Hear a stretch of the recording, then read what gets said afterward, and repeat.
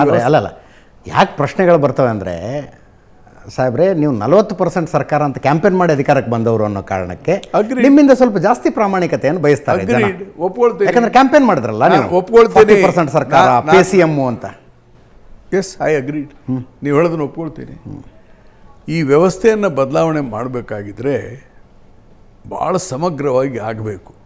ಅದಕ್ಕೆ I am telling honestly, ಈಗ ಮೊದಲೇ ಬಾರಿಗೆ ಫಸ್ಟ್ ಟೈಮ್ ಈ ಸಾರಿ ಆಯವ್ಯಯ ಬುಕ್ ತೆಗೀರಿ, 5 ಇಲಾಖೆಗಳಲ್ಲಿ ಭ್ರಷ್ಟಾಚಾರ 0 ಮಾಡಬೇಕಂತ ತೀರ್ಮಾನ ಮಾಡಿದ್ದಾರೆ ಸಿದ್ದರಾಮಯ್ಯ.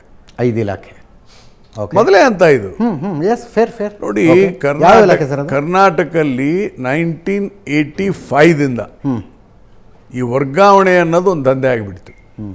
ಬರ್ತಾ ಬರ್ತಾ ಬರ್ತಾ ಬರ್ತಾ MLAಗಳು ಹೇಳಿದ್ದೇ ತಹಸೀಲ್ದಾರ್ ಇರಬೇಕು, MLA ಹೇಳಿದವನೇ ಎಕ್ಸಿಕ್ಯೂಟಿವ್ ಇಂಜಿನಿಯರ್ ಇರಬೇಕು, MLA ಹೇಳಿದವರೇ ಹಿಂಗಿರ್ಬೇಕು, ಮಂತ್ರಿಗಳಿದ್ದರಂತ ವ್ಯವಸ್ಥೆ ಬಂದು ಈ ಪೀಕಿಗೆ ಹೋಗಿಬಿಟ್ಟದ್ದು. BJP ಸರ್ಕಾರ ಇರ್ಬೋದು, JDS ಸರ್ಕಾರ ಇರ್ಬೋದು, ಕಾಂಗ್ರೆಸ್ ಸರ್ಕಾರ ಇರ್ಬೋದು, ಒಂದು ಮಟ್ಟಕ್ಕೆ ಮುಟ್ಟಿಬಿಟ್ಟಿದೆ ಮೇಲೆ. ಇದನ್ನು ಕಡಿಮೆ ಮಾಡ್ಬೇಕಂದ್ರೆ ಯಾರಾದರೂ ಒಬ್ರು ತೀರ್ಮಾನ ತೆಗೆದುಕೊಳ್ಬೇಕು. ಇಲ್ಲ ರಾಜಕೀಯವಾಗಿ ನಾವು ಅವ್ರನ್ನ ಬೈತೀವಿ, ಅವ್ರು ನಮ್ಮನ್ನು ಬೈತಾರೆ. ಅಲ್ಲ, 5 ಇಲಾಖೆ ಯಾವುದೇ ಅದಕ್ಕೆ ಬಂದೀಗ ಅದು ಬೈತಿದ್ದೀವಿ. ಇದಕ್ಕಾಗಿ ಸಿದ್ದರಾಮಯ್ಯನವರು ಫಸ್ಟ್ ಹೆಜ್ಜೆ ಇಟ್ಟಿದ್ದಾರೆ. We must appreciate Siddaramaiah.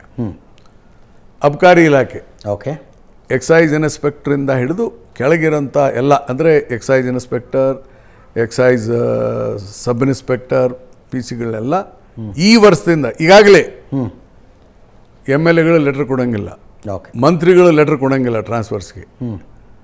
Only counselling, ಅವರೇ ಅರ್ಜಿ ಹಾಕಬೇಕು. ಯಾರು? ನೌಕರಸ್ಥರೇ. ಅದಕ್ಕೊಂದು ಕಮಿಟಿ ಇದೆ. ಆ ಕಮಿಟಿ ತೀರ್ಮಾನ ಮಾಡುತ್ತೆ ಇವ ಎಲ್ಲಿ ಹೋಗಬೇಕು, ABC ಹೆಂಗೆ ಸ್ಕೂಲ್ಗೆ ಮಾಡಿದಾರಲ್ಲ, ಎಕ್ಸೈಸ್ ಪೋಸ್ಟಿಂಗ್ ನೋ, ಓಕೆ, ಅಲ್ಲಿ ಕರಪ್ಷನ್ ಕಮ್ಮಿ ಆಗಿದೆ. ನೆಕ್ಸ್ಟ್ ಇಯರಿಂದ ಅದನ್ನು ಸೂಪ್ರಿಡೆಂಟ್ ಲೆವೆಲ್ಗೆ ಒಯ್ಯಿರಿ ಅಂತ ನಾವು ಸಲಹೆ ಕೊಡ್ತಾ ಇದ್ದೀವಿ. ಗ್ರೇಟ್. ಈಗ ಅದು ಮೊದಲೇ ಹೆಜ್ಜೆ, ಒಂದು ಸ್ಟೆಪ್ ಇಟ್ಟಿದ್ದೀವಿ. ದೆನ್ ನೆಕ್ಸ್ಟು ಸಬ್ ರಿಜಿಸ್ಟರ್ಸ್.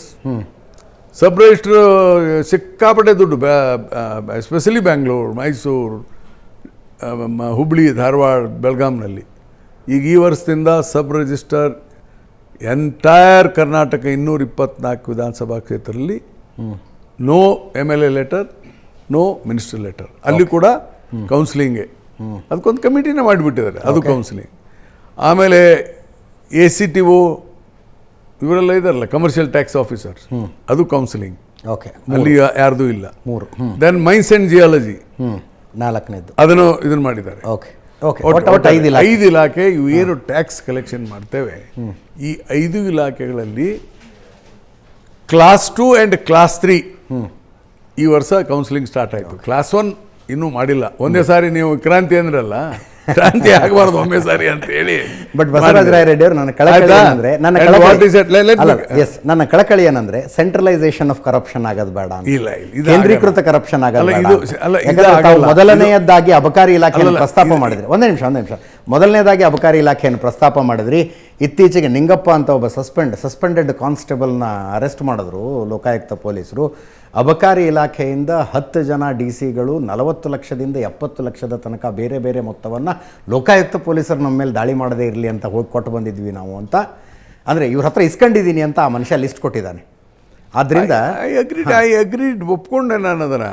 ಅದಕ್ಕಾಗಿಯೇ ಈ ಕೌನ್ಸಿಲಿಂಗ್ ಹೆಂಗೆ ಮಾಡ್ತಾರೆ ಅಂದರೆ, ಅಲ್ಲಿ ಯಾರು ಒಂದು ನಿಯಮಾವಳಿಯನ್ನು ಮಾಡಿದ್ದಾರೆ. 4 ವರ್ಷ ಅವನು ಯಾವಲ್ಲಿದ್ದಾನೆ, ಯಾವ ಸ್ಥಳದಲ್ಲಿದೆ, ಅದು ABC ಮಾಡಿರ್ತಾರೆ ಸ್ಥಳ, ಅಲ್ಲೇ ಕಾಯಂಗೆ ಕುತ್ಕೊಳ್ಳಂಗಲ್ಲ ಅವನು. ಇದ್ರ ಪ್ರಕಾರ ಆಟೋಮೆಟಿಕ್ಕಾಗಿ ಅವನ್ನ ಟ್ರಾನ್ಸ್ಫರ್ ಮಾಡ್ತಾ ಇರ್ತಾರೆ. ಅಲ್ಲಿ ಅವ ಹೇಳಿದ್ದು ಪ್ಲೇಸಿಗೆ ಕೌನ್ಸಿಲಿಂಗ್ ಆಗೋದಿಲ್ಲ. ಅವನು ಆ ಕೆಟಗರಿಗೆ ಬರಬೇಕು. ಈಗ ಉದಾಹರಣೆ ಬೆಂಗಳೂರು A ಕೆಟಗರಿಗಿದೆ ಅಂತೇಳಿ 4 ವರ್ಷ ಮಾಡಿದ್ಮೇಲೆ ಬೆಂಗಳೂರಿನಾಗ ಇರೋಂಗಿಲ್ಲ ಅವನು. ಎಸ್ ಟು ಔಟ್.